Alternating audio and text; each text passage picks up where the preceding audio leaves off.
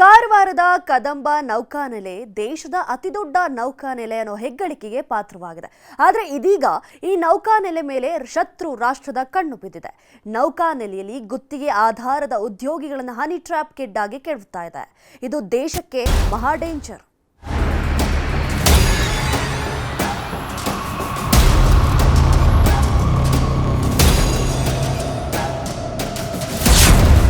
Honey trap ಗಾಳ, ನೌಕಾನೆಲೆ ಮಾಹಿತಿ ಕಳವು, ಗುತ್ತಿಗೆ ಆಧಾರದ ನೌಕರರ ವಶಕ್ಕೆ ಪಡೆದ ಎನ್ಐಎ. ಕಾರವಾರದ ಕದಂಬ ನೌಕಾನೆಲೆ ದೇಶದ ಅತಿ ದೊಡ್ಡ ನೌಕಾನೆಲೆಯಾಗಿದ್ದು, ವಿಕ್ರಮಾದಿತ್ಯ ಸೇರಿದಂತೆ ಅನೇಕ ಯುದ್ಧ ನೌಕೆಗಳು ಇಲ್ಲೇ ಲಂಗರು ಹಾಕುತ್ತವೆ. ಎರಡನೇ ಹಂತದ ವಿಸ್ತರಣೆ ಕಾಮಗಾರಿ ನಡೀತಾ ಇದ್ದು, ಏಷ್ಯಾದ ಅತಿ ದೊಡ್ಡ ನೌಕಾನೆಲೆ ಆಗಲಿದೆ ಎನ್ನಲಾಗಿದೆ.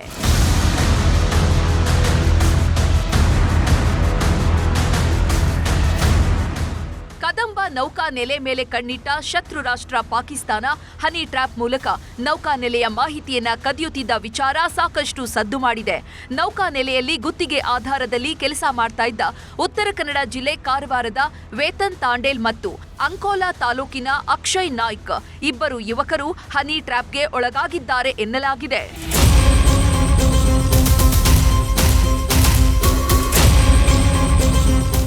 ಪಾಕಿಸ್ತಾನ್ ಏಜೆಂಟ್ ಆಗಿದ್ದ ಮಹಿಳೆಯ ಮೋಹಕ್ಕೆ ಬಿದ್ದಿದ್ದ ನೌಕರರು ನೌಕಾನೆಲೆಯ ಮಾಹಿತಿಯನ್ನ ಕೊಡುತ್ತಿದ್ದರು ಎನ್ನಲಾಗಿದೆ.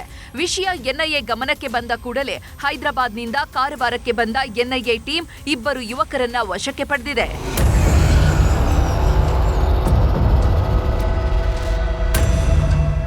ಮುದುಗ ಗ್ರಾಮದ ವೇತನ್ ತಾಂಡೇಲ್ ಹಾಗೂ ಅಂಕೋಲದ ಹಳವಳ್ಳಿಯ ಅಕ್ಷಯ್ ನಾಯ್ಕ್ ಚೆಂಡಿಯಾದಲ್ಲಿ ಇರುವಂತಹ ಮರ್ಕ್ಯುರಿ ಹಾಗೂ ಆಲ್ಟ್ರಾ ಮರೈನ್ ಕಂಪನಿಯಲ್ಲಿ ಗುತ್ತಿಗೆ ಆಧಾರದಲ್ಲಿ ಕೆಲಸ ಮಾಡ್ತಾ ಇದ್ರು.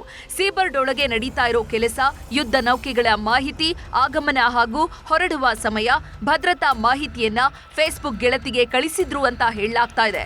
8 ತಿಂಗಳ ಕಾಲ ತಲಾ 5,000 ಹಣವನ್ನು ಪಡೆದಿದ್ದಾರಂತೆ. ಹೀಗಾಗಿ ವಶಕ್ಕೆ ಪಡೆದ ಎನ್ಐಎ ಕೋರ್ಟ್ಗೆ ಹಾಜರು ಮಾಡಿ ಕಸ್ಟಡಿಗೆ ಪಡೆದಿದ್ದಾರೆ. ಹನಿ ಟ್ರ್ಯಾಪ್ ಮೂಲಕ ಯುವಕರನ್ನ ಟಾರ್ಗೆಟ್ ಮಾಡಿರೋ ಪಾಕಿಸ್ತಾನ ದೇಶದ ಭದ್ರತೆಯ ವಿಚಾರಗಳನ್ನ ಕದಿಯುವ ಕುತಂತ್ರ ಬುದ್ಧಿ ಉಪಯೋಗಿಸ್ತಾ ಇದೆ.